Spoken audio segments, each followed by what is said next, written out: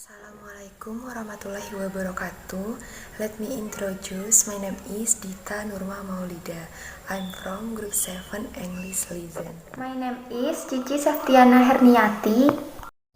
My name Dimas Alifian Prasojo. My name is Firman. Di sini kami akan mempresentasikan makalah dari kelompok kami, yaitu tentang grammar, irregular past form, non-phrase, prediction, will have plus participle. Yang pertama, saya akan menjelaskan tentang irregular verb dan regular verb.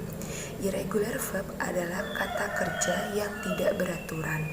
Regular verb adalah kata kerja yang beraturan. Pengertian dari irregular verb. Irregular verb adalah kata kerja yang bentuk past tense dan past participle-nya tidak konsisten. Maksudnya, bentuk past tense dan past participle-nya tidak didapat dengan cara yang biasa, dengan menambahkan ed atau d pada base form atau bar infinitif seperti pada regular verb. Sebagian bentuk past tense dan past participle kata kerja yang memiliki nama lain strong verb ini sama dengan base form, sedangkan sebagian yang lain itu berbeda. Namun, sebagian besar kata kerja ini sama dengan bentuk past tense dan past participle. Contohnya yaitu she runs, kemudian John runs, I run, they run, dan people run. Yang kedua, irregular verb dan auxiliary verb. Irregular verb digunakan dengan berbagai auxiliary verb untuk membentuk beragam tenses. Misalnya, have atau has plus past participle untuk membentuk present perfect tense. Had plus past participle untuk membuat past perfect tense. Will plus base form untuk membentuk future tense. Contohnya, yang pertama, she has left. Yang kedua, they have left. Yang ketiga, Lala had left before the party began. Yang keempat, it will leave you speechless. Contoh kalimat irregular verb. Yang pertama, she sends her parents money every month. Yang artinya, dia mengirimi orang tuanya uang setiap bulan. Itu present tense. Yang kedua, they all came on time yesterday. Yang artinya, mereka semua datang tepat waktu kemarin, yaitu past tense. Yang ketiga, my manager has just left the meeting room. Yang artinya, manajer saya baru saja meninggalkan ruang pertemuan. Itu past participle. Yang keempat, we haven't met yet. Yang artinya, kami belum pernah bertemu. Itu past participle. Yang terakhir, you will understand one day. Yang artinya, kamu akan mengerti suatu hari nanti. Itu base form. Kemudian penjelasan mengenai regular kata irregular verb beserta artinya. Yang pertama itu ada do, melakukan. Present tense verb satunya itu does. Past tense verb duanya itu adalah did. Dan past participle verb tiganya itu adalah done. Contoh kata yang kedua yaitu have, mempunyai. Verb satunya itu have atau has, verb duanya itu had, dan verb tiganya itu had. Contoh kalimat irregular verb. I bought eggs from the farmer's market. yang artinya saya membeli telur-telur dari pasar petani itu. Kemudian, irregular verb rules. Pada dasarnya, aturan-aturan penggunaan irregular verb sama saja dengan regular verb. Berikut beberapa aturannya. Yang pertama yaitu ada subject verb agreement.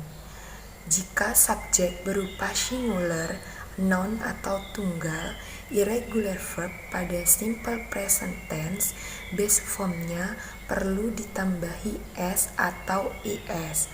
Untuk subjeknya itu ada she, he, dan it, dan orang ketiga itu tunggal.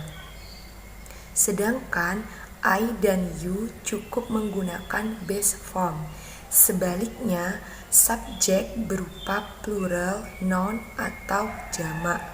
Irregular verb pada simple present tense base formnya tidak perlu ditambahi s atau is. Saya akan menjelaskan tentang regular verb. Regular verb merupakan verb 2 dan verb 3 yang bentuknya sama, yakni hanya mengalami penambahan ed dibandingkan pada verb satunya. Contoh kata regular verb.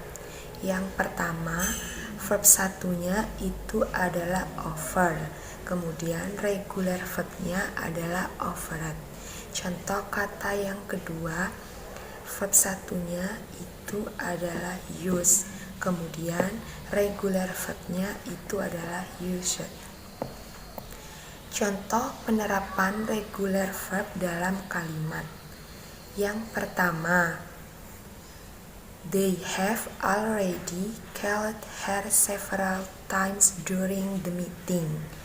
Yang artinya mereka sudah menelponnya beberapa kali ketika pertemuan berlangsung. Nah, penjelasannya, contoh kalimat dengan bentuk tense kedua dengan have already itu atau sudah memperlihatkan called atau menelpon dari asal verb 1 yaitu call sebagai regular verb, yakni verb yang bentuk verb 2 dan verb 3-nya sama. Contoh yang kedua yaitu they had already failed so they persisted entering the building, yang artinya mereka mungkin telah gagal seandainya mereka tetap ngotot masuk bangunannya. Penjelasannya, contoh kalimat berbentuk tense ketiga dengan had already atau mungkin sudah telah memperlihatkan adanya failed atau gagal dari asal verb 1 yaitu fail sebagai regular verb, mengingat bentuk verb 2 dan verb 3-nya tidak mengalami perubahan. Melanjutkan terusan dari Mbak Dita. Di sini saya akan menerangkan pengertian noun phrase. Noun phrase ini adalah frasa bahasa Inggris, yaitu penggabungan noun, kata benda, pronoun, kata ganti, atau number yang berfungsi sebagai head dengan satu atau lebih modifier. Frasa bahasa Inggris ini digunakan ketika single noun, kata benda tunggal, tidak cukup spesifik untuk mengarah kepada suatu kata benda. Nah, frase ini dapat dibedakan menjadi dua, basic dan kompleks noun phrase. Di sini ada contoh kalimat noun phrase, yaitu Anda ingin mengatakan ke teman Anda bahwa seorang wanita yang ada di kerumunan orang-orang adalah saudara Anda. Maka Anda dapat mengatakan the fair-skinned woman with a red skirt and black skirt is my sister. Artinya, wanita berkulit terang dengan kemeja merah dan rok hitam itu adalah saudara saya. Nah, di sini saya akan menerangkan basic noun phrase. Pengertian basic noun phrase ini adalah noun phrase yang terdiri dari determiner, predeterminer, central determiner, atau post determiner. Dan head yaitu noun, number, dan adjective. Nah, di sini berdasarkan determinernya, posisinya terhadap determiner lain dapat dibedakan menjadi predeterminer yang mendahului determiner lainnya. Central determiner yang diletakkan setelah pre dengan atau tanpa post determiner setelahnya. Yang diletakkan setelah pre dengan atau tanpa post determiner setelahnya itu, dan post determiner yang diletakkan setelah predeterminer dan central determiner. Predeterminer, central determiner, post determiner dapat terdiri dari hal-hal sebagai berikut. Di sini ada contoh-contohnya, macam dan contoh determiner, yaitu multiplier. Contoh determinernya double, twitch, 3 time. Yang kalau fraction under, two-fifth, 3/4. Di sini ada distributif juga, both, all, half. Kalau intensifier, contoh determinernya quite, rather, not, really, indeed. Exclamatif, contoh determinernya what, such. Central determinernya artikel, a, and, the. Demonstratif, this, that, that, those. Possessive, my, your, his, her, our, their. Interrogatif, which, what. Kalau post determiner ada number, yaitu 1, 2, second, fourth, next, last. Kalau quantifier, each, every, any, some, few, little, many, much, several. Kalau contoh basic non-phrase-nya itu ada all the terms. Keterangannya predeterminer, distributif, all, central determiner, artikel, the, head, noun, trace. Dan kalau the first, central determiner, artikel, the, head, number, first. Kalau for time his salary, keterangannya predeterminer, multiplier, for time, central determiner, possessive, his, her, noun, salary. The next page, central determiner, article, the post determiner, number, next head, number, page. Kalau the rich, central determiner, article, the head, adjective, rich. Kalau little money, past determiner, quantifier, little head, noun, Di money. sini saya akan melanjutkan penjelasan dari Mbak Cici, yaitu kompleks non-phrase. Kompleks non-phrase adalah non-phrase yang disusun oleh beberapa komponen sehingga menjadikan frasa ini menjadi lebih rumit dibandingkan basic non-phrase. Komponen kompleks non-phrase yaitu pre-modifier, head, and post-modifier. Komponen kompleks non-phrase pre-modifier merupakan modifier yang ditempatkan sebelum head pada kompleks non-phrase. Modifier ini dapat digunakan secara lengkap maupun tidak. Beberapa dengan pre-modifier. Post-modifier merupakan modifier yang ditempatkan setelah head pada kompleks non-phrase.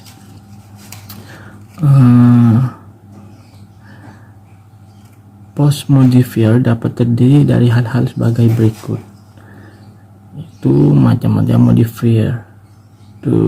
Determiner dibedakan menjadi predeterminer, central determiner, dan post determiner. Ada adverb yaitu very, to, and so.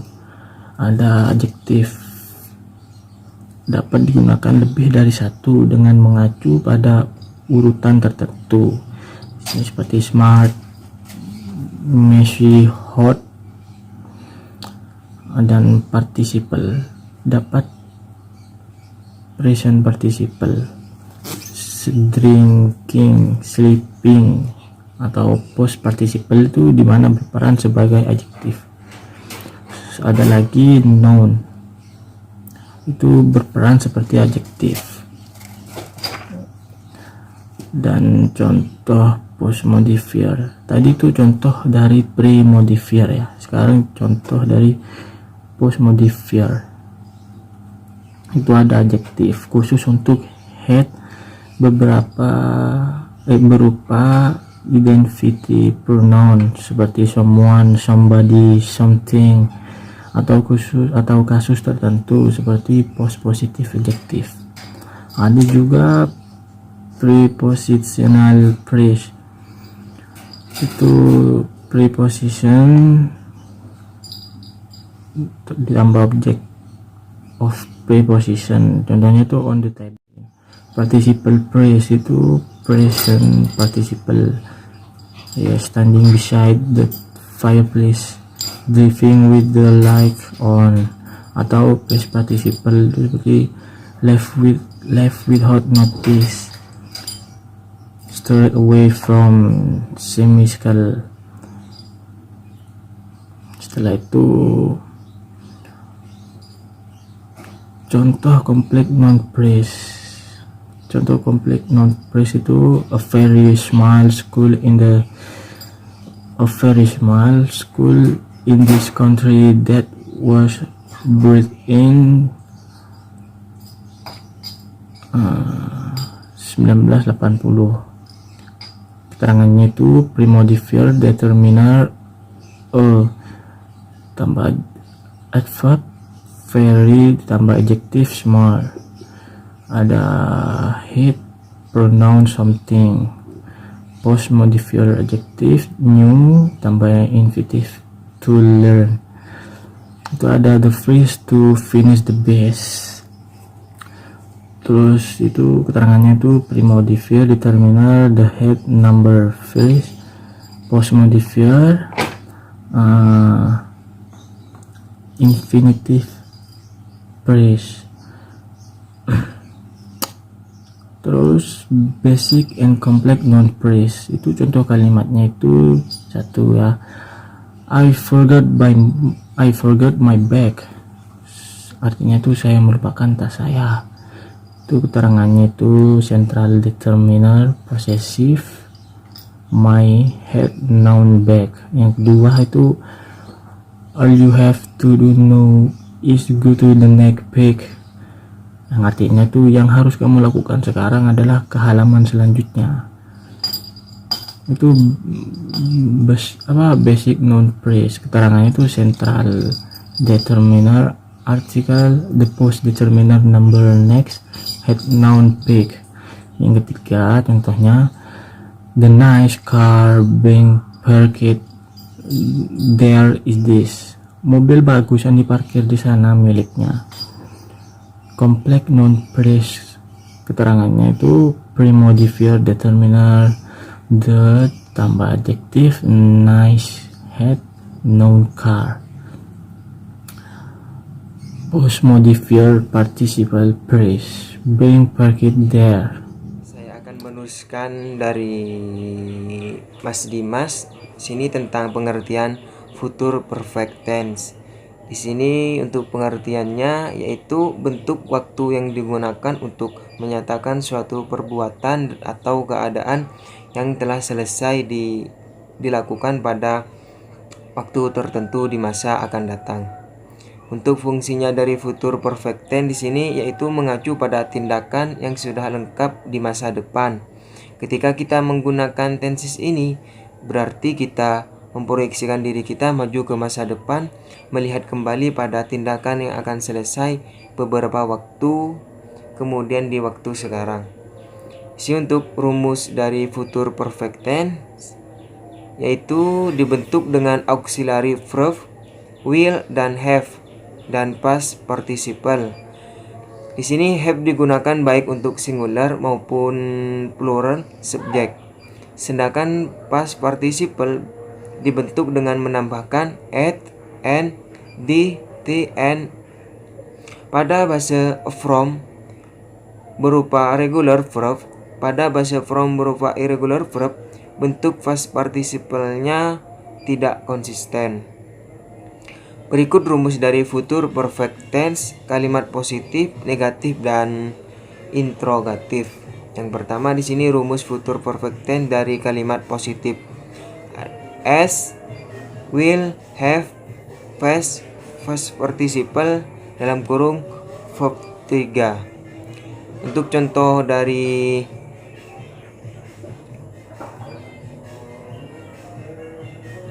dari future perfect tense kalimat positif yaitu they will have come tomorrow afternoon.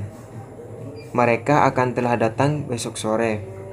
Mary will have moved out tomorrow. Mary akan telah pindah besok. Untuk rumus dari kalimat negatifnya di sini as, will, not have, past participle, dan verb 3. Out tomorrow. Mary belum akan pindah besok. Dan yang rumus kalimat interrogatifnya will, as, have, past participle, verb 3. Di sini untuk contohnya, will they have come tomorrow afternoon? Apakah mereka akan telah datang besok sore? Will Mary have moved out tomorrow? Apakah Mary akan telah pindah besok? Dan contoh kalimat dari future perfect tense di sini yang pertama, at this time next month I'll have finished my driving course.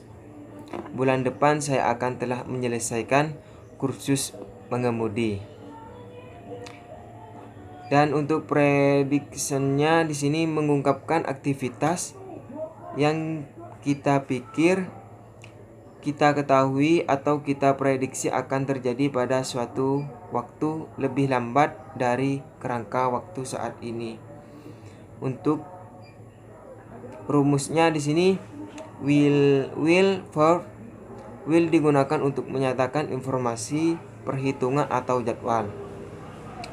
Dan example-nya di sini yang pertama, we will discuss this lesson in the near future. Kami akan membahas pelajaran ini dalam waktu dekat. Yang kedua, we will present this lesson to the lecturer. Kami akan mempresentasikan pelajaran ini kepada dosen. Yang ketiga, they will want to see in detail our lesson. Prediction, mereka akan ingin melihat secara detail pelajaran kami. Dan yang terakhir, yang keempat, the meeting will last about 6 hours. Pertemuan akan berlangsung sekitar 6 jam. Sekian dari saya, kurang lebihnya mohon maaf.